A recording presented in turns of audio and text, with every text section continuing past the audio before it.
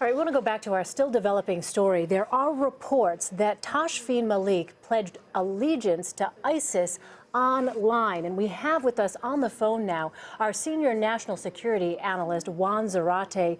Juan, this is the first time we have ever heard anything from U.S. officials regarding Tashfeen Malik and a possible connection here. What do you make of this news? According to U.S. officials, according to these reports, she pledged allegiance online to ISIS. Be a troubling piece of information, but it's going to be a critical one because it's the thread through which now the FBI and U.S. Counterterrorism officials will pull the thread to determine how much of a connection there is really to ISIS and to overseas direction. This could be a case where she was simply, or she and her husband were inspired by the message or narrative of ISIS to attack in place, attack fellow citizens.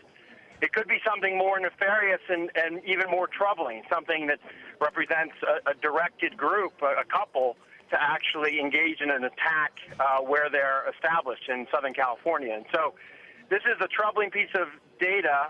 We'll have to see how it plays out, but certainly U.S. officials are going to be looking very carefully at what kinds of connections there are, and it explains in part perhaps why the communications of these two individuals are so important and why they may have sought to delete them before perpetrating the attack.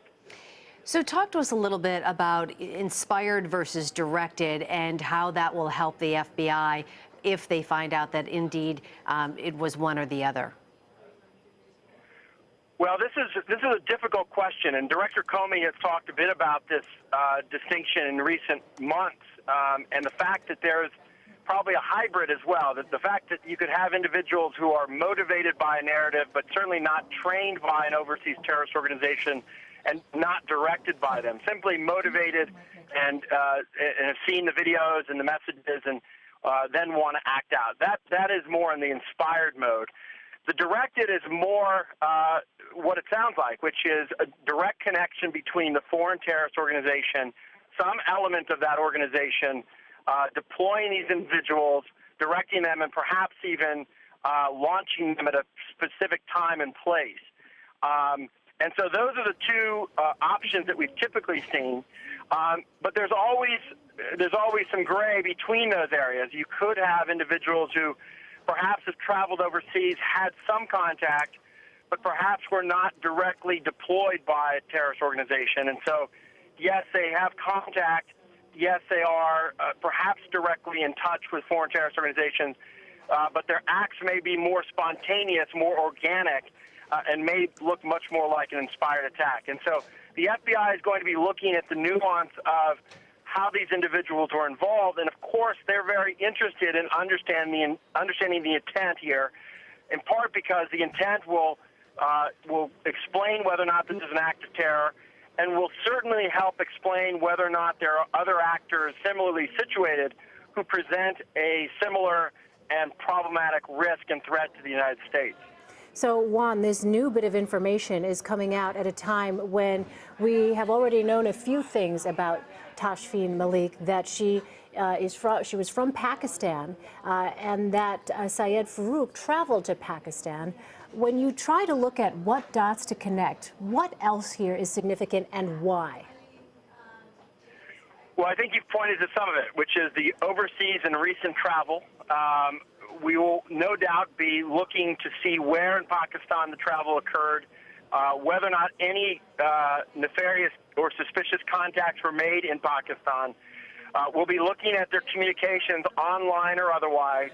The FBI is certainly going to be looking at their associates and their networks in the United States and anywhere else. And I think, on first blush, none of this by itself, other than the Pledge of Allegiance to ISIS, appears nefarious, but put all together starts to paint a very troubling picture. Two individuals who may have been plotting and planning for longer than just a couple of days and may have had more direct contact with foreign elements than previously assumed. And how about the amount of weapons that they had on them? Yesterday, we heard authorities describe the inside of the suspect's garage. It looked like an IED factory. So how does that play in, and could that possibly lead them to more people that were involved with this? It could, and I think it certainly suggests, obviously, premeditation. That's a fairly obvious observation, but it does suggest that they had other attacks or perhaps other activities planned, and it could raise the specter that they were involved with more than just each other, that they were part of another network or had planned with connecting or animating others to attack as well, using the pipe bombs and ammunition and weaponry that they had assembled. But certainly this is not a workplace violence issue. Obviously, I think the data that we're starting to gather suggests that this is certainly premeditated, certainly of a grander scale than we had thought. And I think the big question now is how much of the external and foreign link is there to foreign terrorist organizations. And I think that's what this latest data point points to. Juan, I'm wondering, in sort of the history of extremist-inspired folks here in the United States who have carried out attacks, has there ever been a woman, particularly a mother of a young child, a young baby, 6-month-old baby? The idea of that to a lot of people is just incomprehensible. Has there been a woman taking on a kind of role like this? And what does it say about the idea of inspired attacks, the dimension now when you're talking about a woman, you're talking about a woman with a small child, as opposed to a gunman we were used to seeing traditionally males? Well, it's a great question, and I've been working in the counterterrorism field for almost 2 decades, and I can't remember an American case involving a mother like this. There certainly have been international cases with women involved. The Chechen Black Widows, of course, the suicide bombers, the women there.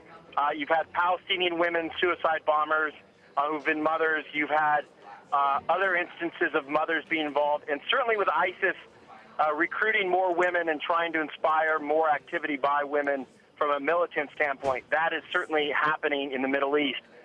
But this would be the first time I can think of and remember, I'll have to go back and check, but that we've had a woman involved in this serious of an attack, and if in fact she was involved with foreign terrorist elements, the first time that you've had somebody in such an important operational role be a woman and a mother.